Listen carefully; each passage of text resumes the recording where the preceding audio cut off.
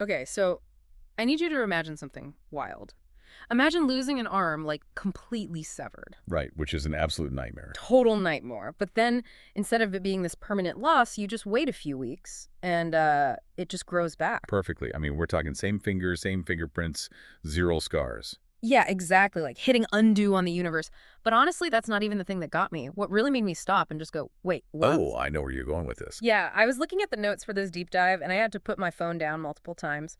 We are talking about an animal that can take massive damage to its own brain, like its actual central nervous system, and just regrow it. It's completely insane. Yeah. And that is exactly why it is the absolute holy grail of biology right now. I mean, this isn't some sci-fi movie concept. This is a real creature floating in glass tanks all over the world right this second, pulling off medical miracles that we can, barely even comprehend. So, our mission for this deep dive is to unpack exactly how this bizarre, smiling little amphibian might hold the literal key to fixing human paralysis and severe brain damage. Yes. The animal is called the axolotl, and you should probably practice saying it right now. It's axolotl.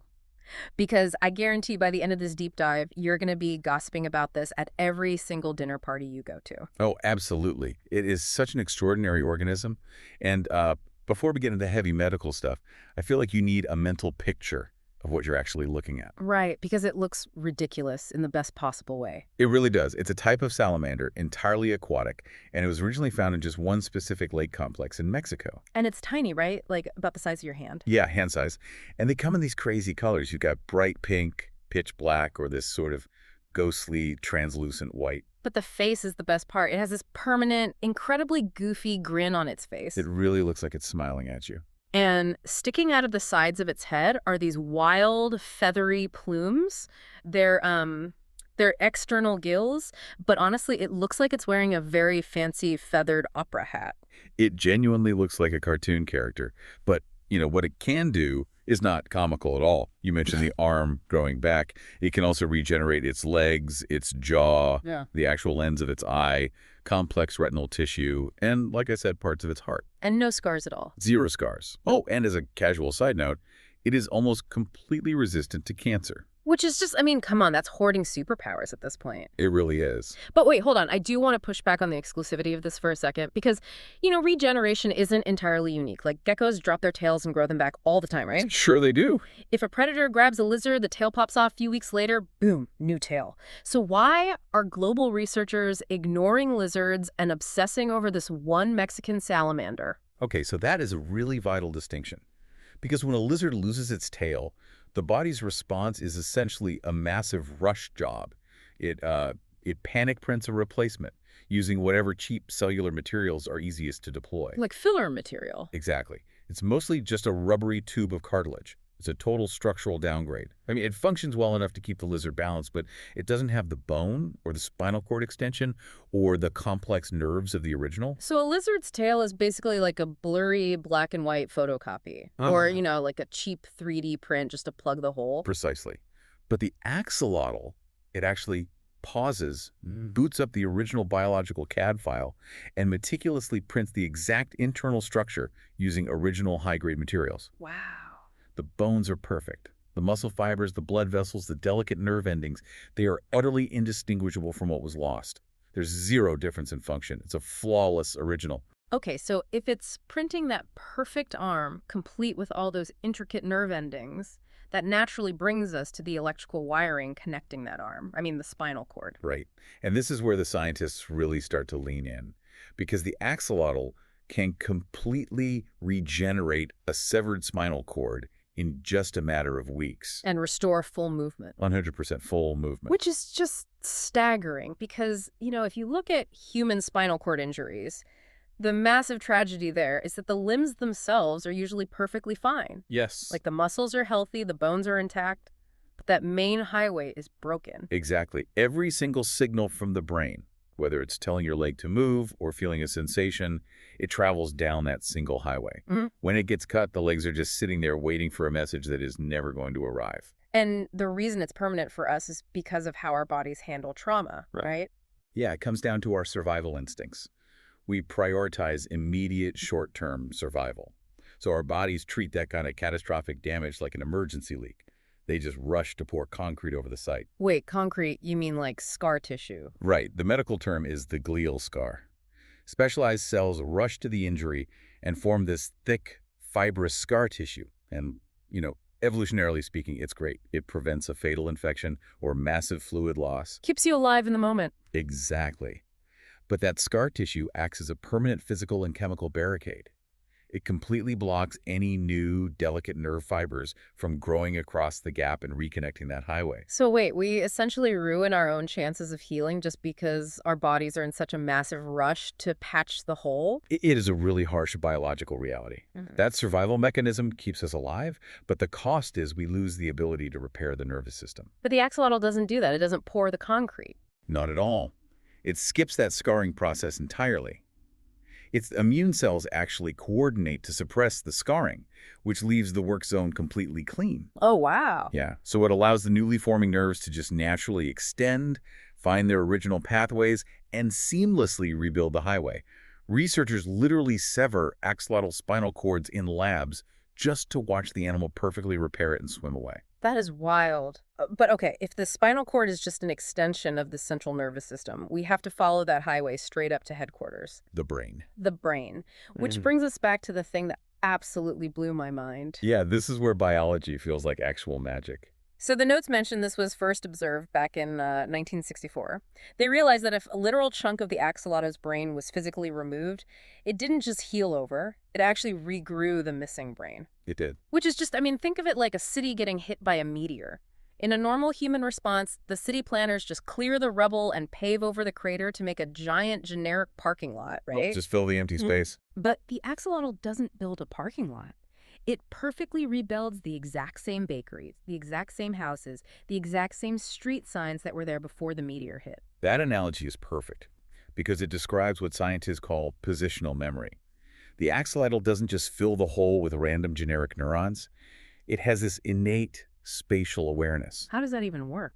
Well, it regrows the exact specific cells that were lost, inhibitory neurons, excitatory neurons, in their exact correct geographical location. Yeah. And they just immediately resume doing their highly specific jobs. But how do the new cells know they're supposed to be a bakery and not a street sign?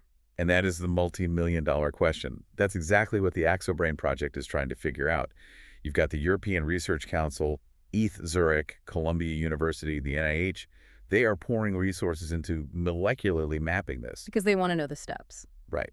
They're tracking exactly which genes turn on and in what order to orchestrate this insanely complex rebuild.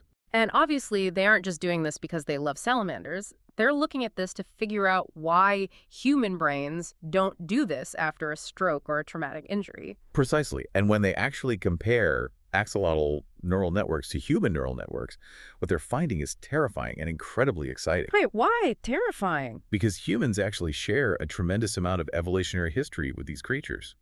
We actually possess many of these exact same regenerative genetic switches hidden deep within our biology. Wait, what? We have the switches, they're just, what, flipped off? Yes.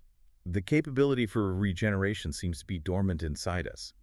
We have the genetic architecture, but our bodies just default to that scarring pathway instead of the regenerative pathway. Okay, if we have the architecture, how is the axolotl actually flipping its switches? Like, what is the actual instruction manual here? What happens at the stump of a severed arm? So if you read a textbook, it revolves around a process called de-differentiation. Let's not use that word. Fair enough. To put it more simply, the mature cells at the wound site basically get amnesia. Amnesia? Like they literally forget what their job is. Exactly. In humans, a mature cell has a locked-in identity. That's a bone cell or a skin cell, and that is all it will ever be. But in the axolotl, those specialized cells at the edge of the stump go backward in time.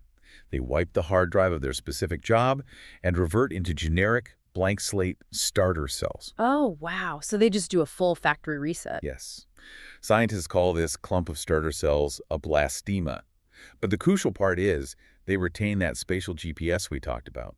They forget they were a muscle cell, but they remember exactly where they are on the body. That is incredible. Once that blastema forms, they multiply, and they start reading a biological blueprint to become the right tissues in the exact right order. Bone in the center, wrapped in muscle, threaded with nerves. I was looking at the notes on that blueprint, the genome, and this threw me. The axolotl's instruction manual is 10 times larger than a human's. It is massive. We have roughly 3 billion base pairs of DNA. The axolotl has 32 billion. How does an animal that fits in my bathroom sink have an instruction manual 10 times my size? It is genuinely one of the largest genomes ever sequenced, and for a long time, scientists thought all that extra code was just junk. Just filler. Yeah, just evolutionary junk. But now it turns out those massive non-coding regions might actually be the complex array of switches that carefully controls this whole regeneration process. So scientists are literally sifting through a library 10 times the size of ours, trying to find the exact specific paragraphs that tell a cell to wipe its memory and form those starter cells. It is painfully slow work, but the progress is real. They're using tools like CRISPR to turn off specific sequences and see if the animal stops regenerating. And once they find the triggers, the next step is testing them on human lab cells to see if we can coax our own dormant switches to wake up. Which means human regeneration isn't really a question of if anymore, it's how. We know we have the dormant architecture. We just need the biochemical code to flip the switch. Yeah.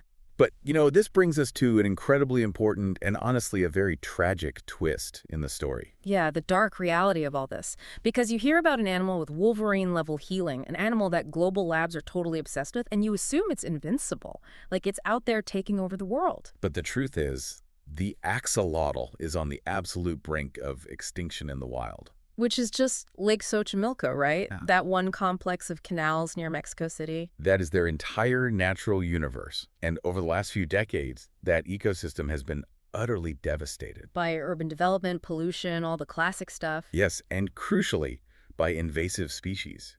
Years ago, people introduced non-native fish, like African tilapia and Asian carp, into the canals to create fisheries. Oh no! Yeah, those fish rapidly consume the aquatic plants where axolotls lay eggs, and they aggressively eat the baby axolotls. The population collapse has been absolute. The numbers are deeply unsettling. In 1998, they estimated there were about 6,000 axolotls per square kilometer in that lake. By 2014, it dropped to just 36 per square kilometer, and today, Current estimates suggest there are perhaps fewer than 1,000 left in the wild. Total. Some say possibly as few as 50. wow, 50. There's just a profound, tragic irony to that, because there are vastly more axolotls living in sterile glass lab tanks than there are in the actual lake where they evolved. It's heartbreaking. The animal that holds the biological secret to regenerating almost every single part of its own body, it cannot regrow its own habitat. And that part is entirely on us. The creature that might literally save humanity from permanent paralysis is being wiped out by humanity. We're mining nature for a miracle cure while we pave over the source. It really frames the research differently. We are essentially racing to decode its genome before its natural environment disappears forever. Yeah. So, as we wrap up this deep dive, I want you to just picture this. Slow down and picture this. Right now, there is a human in a hospital somewhere, and a doctor is telling them that their spinal injury or their brain damage is permanent. They're being told they just have to accept this new reality. And at that exact same moment, in a tank somewhere, a smiling, pink little creature has already perfectly grown back the exact thing it lost last month. Just let that sit there, because if scientists do finally crack this code, if we flip those dormant switches for human regeneration, It changes everything. it changes the fundamental nature of being human. Think about the ship of Theseus. If we can suddenly regrow a damaged brain perfectly, or seamlessly repair a spinal cord by triggering our cells to organically rebuild a pristine original, at what point do we stop being the person we were? If every broken piece of you can just be biologically reset, how does that change our relationship with our own mortality? When biology becomes essentially renewable, the human experience is entirely rewritten. It's something we might actually have to face in our lifetimes. Well, my brain is officially full, and hopefully I won't need to regrow any of it today. Your only job right now is to go text a friend, ask them if they know what an axolotl is, and just watch their mind get completely blown. We will see you on the next deep dive.